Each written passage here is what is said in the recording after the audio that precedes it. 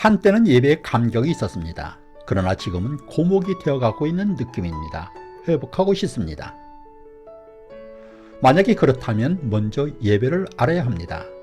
주님은 예배에 대하여 단 한 곳에서 말씀하셨습니다. 요한복음 4장 24절에서 참된 예배란 영과 진리로 드리는 예배라고 말씀하십니다. 본 영상을 보시면 주님이 말씀하신 그 참된 예배란 무엇인가를 알게 될 것입니다. 함께 하십시오. 구독과 좋아요는 우리에게 큰 힘이 됩니다. 많은 사람이 하소연합니다. 어떻게 하면 예배에서 은혜를 회복할 수 있을까요? 한때는 찬송을 부를 때에도, 기도를 할 때에도, 말씀을 들을 때에도 감동이 밀려왔습니다. 그러나 지금은 메마른 고목이 되어가고 있습니다. 은혜는 식어버리고 예배가 부담스럽기까지 합니다. 방법은 없을까요? 방법은 있습니다. 하나님은 언제나 풍성한 은혜를 주시기 원하십니다. 문제는 교회 탓도, 목사님 탓도, 주변 성도 탓도 아니라는 것입니다. 나에게 있다는 것이지요. 무엇이 문제인가요? 먼저 예배란 무엇인가를 알아야 합니다. 그래야 우리는 무엇을 예배에서 기대할 수 있으며 어떤 자세로 임할 것인가라는 답이 나옵니다.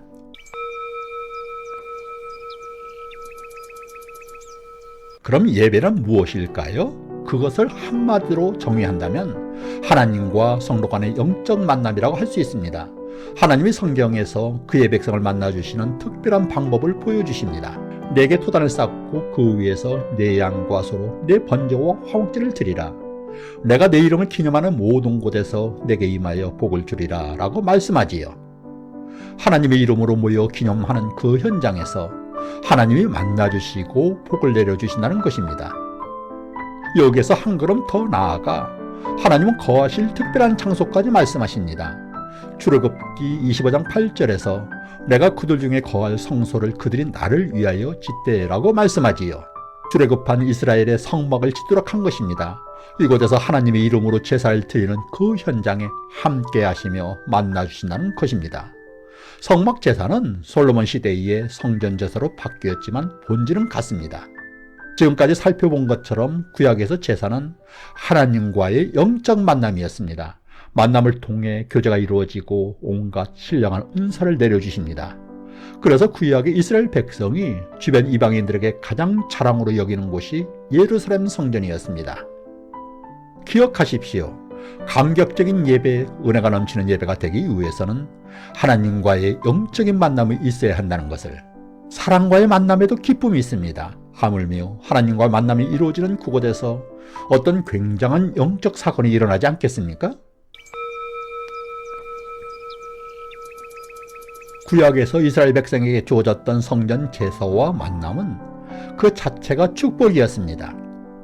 그러나 예수님은 요한복음 4장 21절에서 24절 말씀을 통하여 그런 만남보다 더 복된 신약의 예배가 있다고 말씀하십니다. 바로 영과 진리로 드리는 예배입니다. 예수님이 말씀하시는 영과 진리로 드리는 예배가 왜 더 복된 예배일까요? 그것은 구약의 제사는 예수님이 오실 때까지 드려지는 임시적이며 불완전한 예배이기 때문입니다. 예수님이 메시아로 오시면서 완전하고 살아있는 예배가 이루어진다는 것입니다. 이런 말씀은 구약의 성전 제사를 최고로 여기며 만족하던 당시 유대인에게는 일대 충격이며 도전이었습니다. 예배에 대한 폭탄 선언이었던 셈이지요. 그래서 칼빈은 이를 예배의 혁명이라고도 요한복음 주석에서 밝힙니다. 일종의 코페르니쿠스적인 예배의 전환인 셈이지요. 문제는 우리가 예수님이 말씀하신 영과 진리로 드리는 예배를 제대로 모르고 있다는 것입니다. 예배를 단순하게 찬양하고 기도하고 말씀 듣는 그런 형식적인 것으로만 생각합니다. 이것은 예수님이 말씀하신 예배와는 거리가 먼 것입니다. 그래서는 하나님과 만남이 이루어지지 않습니다. 하늘의 신령한 은혜를 체험할 수도 없는 것이지요. 영과 진리로 드리는 예배가 무엇인지를 정확히 알고 실천해야 합니다. 그래야 살아있는 예배의 감격을 회복하고 누릴 수 있습니다. 먼저 영과 진리로 드리는 예배의 의미를 알기 위해서는 예수님이 말씀하시게 된 배경을 알아야 합니다. 그것은 사마리아 여인과의 대화에서 주신 말씀입니다. 예수님은 예루살렘에서 사역을 마치시고 갈릴리로 귀향하십니다. 그런데 사마리아를 거쳐서 가려고 합니다. 이것은 당시 유대인들의 금기 사항을 깨시는 것과 같습니다. 당시 유대인들은 사마리아인들을 부정한 땅, 부정한 족속으로 여기고 접촉하는 것을 극도로 꺼려야 했습니다. 그래서 멀리 우회해서 갈리로 갔습니다. 그런데 요한복음 4장에서는 예수님이 일부러 사마리아로 가십니다. 위도된 행동이지요. 그것은 괄시받던 곳에 가서 복음을 전파하기 위한 것입니다. 그러나 더 중요한 것은 예배란 무엇인가를 당시 유대인과 사마리아인에게 그리고 이후에 모든 사람에게 가르침을 주시기 위한 것입니다. 사복음서에 나타나는 예수님의 말씀 중 예배란 단어가 나오는 곳은 요한복음 4장 21절에서 24절이 유일합니다. 성도의 신앙생활에서 예배만큼 소중한 것이 어디 있겠습니까? 예수님이 사마리아 여인과의 대화를 통해 직접 가르침을 주시려고 한 그 이유가 되겠습니다. 사마리아 여인은 우물가에서 대화를 나눈 유대인이 범상치 않은 인물이라는 것을 점차 깨닫습니다. 혹시나 선지자인지 모르겠다는 생각에 이르게 되지요. 그러자 유대인과 사마리아인 사이에 당시 갈등의 핵심에 있던 예배에 대하여 질문을 합니다. 당시의 유대인들은 예루살렘의 성전에서 드려지는 제사만이 참된 예배라고 생각하고 있었습니다. 그러나 사마리아인들의 생각은 정반대였습니다. 자신들이 사마리아에서 드리는 예배가 진정한 제사라고 생각했지요. 그리심산에서 성전을 짓고 그들 나름의 모세의 오경을 경전으로 삼고 제사를 드리고 있었습니다. 먼저 예수님은 사마리아인들이 드리는 제사는 바른 예배가 아니라고 하십니다. 그렇다고 예루살렘에서 드리는 제사가 온전하냐 하면 그렇지도 않다는 것입니다. 이들 예배는 모두 불완전한 예배 형태에 불과하다는 것이지요. 예수님은 온전한 예배를 드리는 법을 세우기 위해 이 땅에 오셨고 이제 그것이 시작되었다는 것입니다. 이것은 무엇을 말할까요? 예수님은 구약시대 유대인들이 드리는 성전 제사가 임시적이며 불완전했다는 것을 지적하고 계시는 것입니다. 하나님은 유대인을 선민으로 삼아주시고 만남의 방편을 마련해 주셨습니다. 성전을 짓도록 하시고 그곳에서 제사를 드리면서 하나님과의 교제도 허용하셨습니다. 그러나 이런 방식은 간접 방법에 불과했습니다. 하나님은 만나주시지만 제 문제를 완전히 해결하지 못한 이스라엘 백성입니다. 그래서 성전의 제단에서 양이나 소의 피제사를 통하여 자신의 죄를 임시로 해결받고 하나님을 만날 수 있었던 것입니다. 그것도 본인이 직접 만나지를 못했습니다. 제사장이 드리는 제사를 통해 간접적으로 만날 수 있었던 것이지요.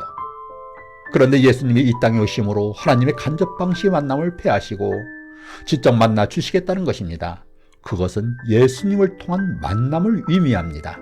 메시아이신 예수님이 구약의 희생제물이 되시어 하나님과 그의 백성 간의 장벽이었던 제 문제를 해결하셨다는 것이지요.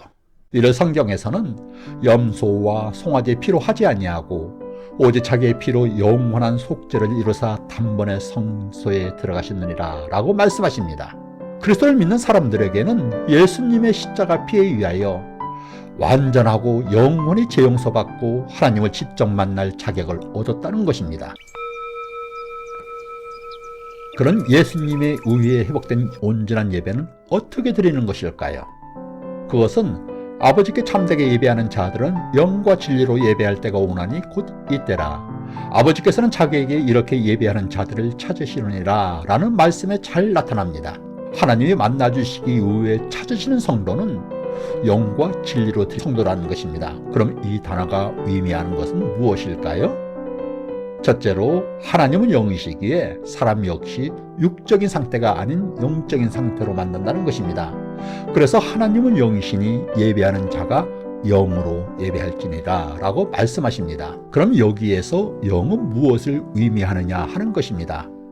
여러 해석이 가능하지만 그것은 하나님과의 관계에서 예배드릴 수 있는 자의 자격을 의미한다고 해석하겠습니다. 그럼 여기에서 영은 무엇을 의미하느냐 하는 것입니다. 이를 좀 더 살펴보면 영은 헬라어로 퓨뉴마입니다. 이것은 영 혹은 정신으로 해석합니다.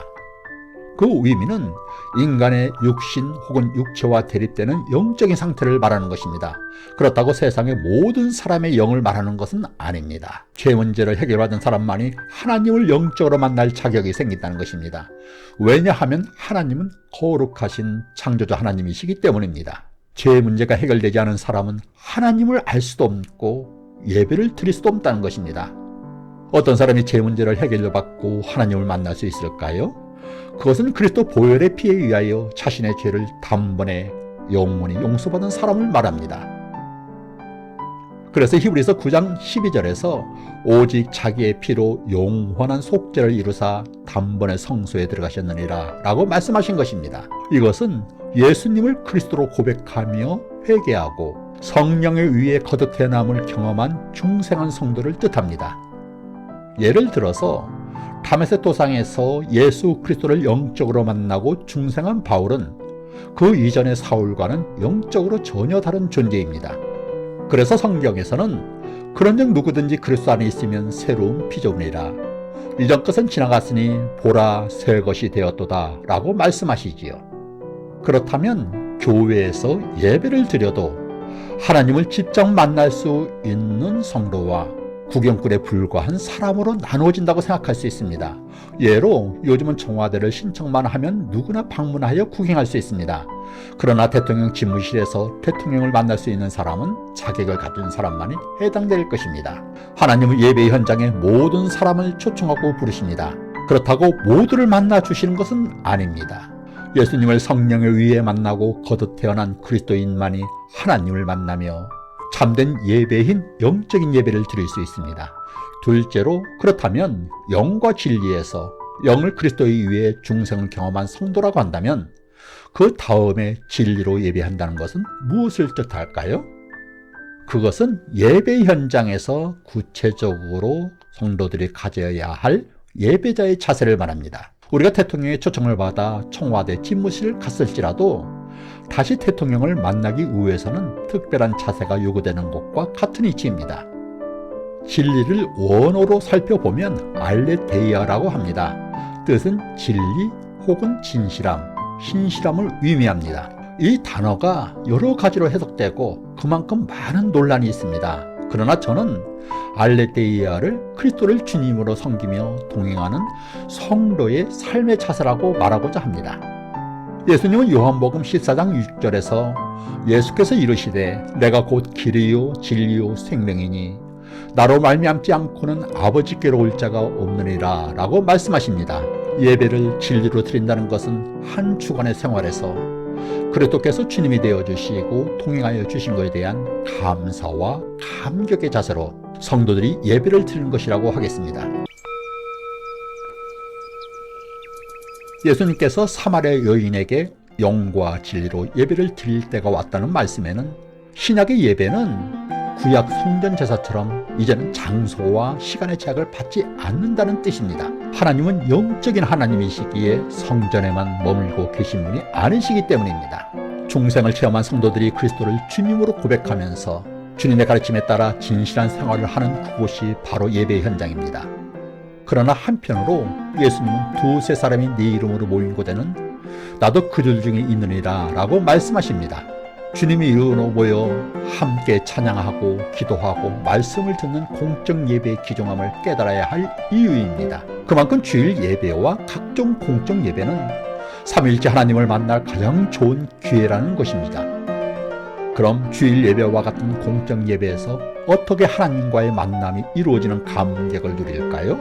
지금까지 말씀드린 것을 바탕으로 점검해 보십시오.